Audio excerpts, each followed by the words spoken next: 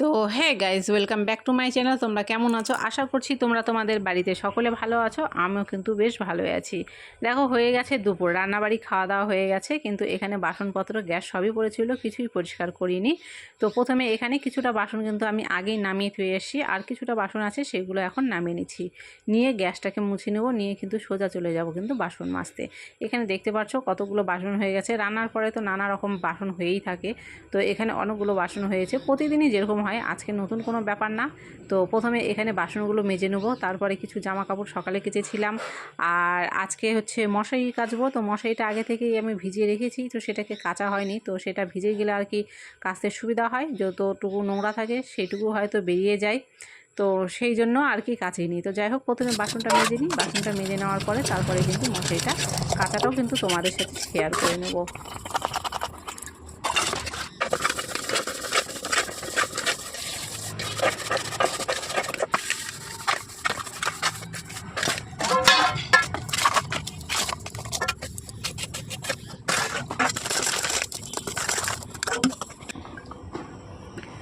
বাসনগুলো কিন্তু আমি সব মেজে ফেলেছি, মেজে ধুয়ে কিন্তু একদম উপর করে দিয়েছি। আর এখানে দেখো, মশারিটা এখানে ভিজিয়ে রেখেছিলাম 2 ঘন্টা আগে। এটা ভিজিয়েছিলাম আগে থেকে। ভিজিয়ে রাখলে কি হয়, যতটুকু নোংরা থাকে সবটুকু কিন্তু ভালোভাবে বেরিয়ে যায়, আর দেখবে মশারিটা কিন্তু খুব ভালো করে পরিষ্কার হয়ে যায়। তো মশারিটা প্রথমে এখানে কেচে নিই। আর যেহেতু মোটর নেই বাড়িতে, সেহেতু কলের জল বের করেই কিন্তু আমাকে সব রকম কাজগুলো করতে হয়।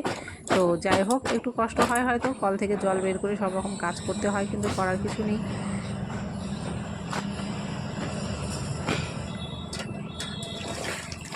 আর সামনেই যেহেতু দুর্গাপুজো, তো দুর্গাপুজো লাগলে তো ঘর বাড়ি পরিষ্কার করতে হয়, জামা কাপড় চোপড় যা থাকে সবই কাছাকাছি করতে হয়। যদিও নিয়মিত এগুলো কাচতেই হয়, তবে পুজো লাগলে কিন্তু দেখবে আরও একটু বেশি করে কাছাকাছিটা বেড়ে যায়, মানে কাজটা আর কি বেড়ে যায়। আর ওয়েদারটা মোটামুটি ভালোই আছে, রোদ আছে, তো সেই জন্য এই সময়টাই কাছাকাছি করে নিচ্ছি।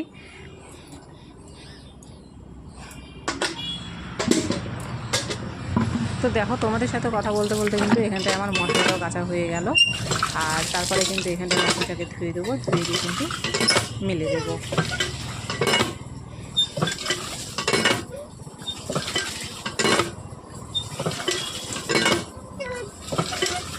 তো কিছু জামা কাপড় সকালের কাঁচা ছিল, সেই জামা কাপড়গুলো দেখো এখানে নিয়ে চলে এসি। আর এই যে ঘরের মধ্যে দেখতে পাচ্ছ যে বাড়ির পোষা কুকুরটা আছে, ও ঘরের মধ্যে কিন্তু এখানে শুয়ে আছে।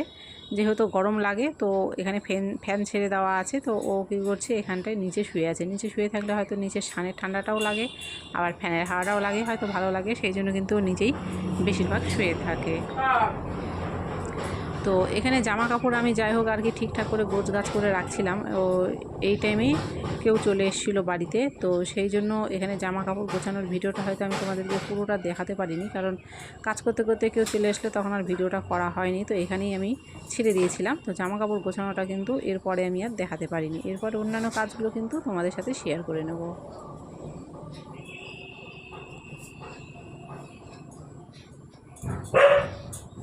কে কে তো দেখো, এখানে কিছু জামা কাপড় আছে। জামা কাপড় বলতে এটা দেখে বুঝতে পারছো, এটা হচ্ছে মেয়ের জামা। আরও কিছু জামা কাপড় আছে যেগুলো হয়তো সেলাই করতে দিতে হবে।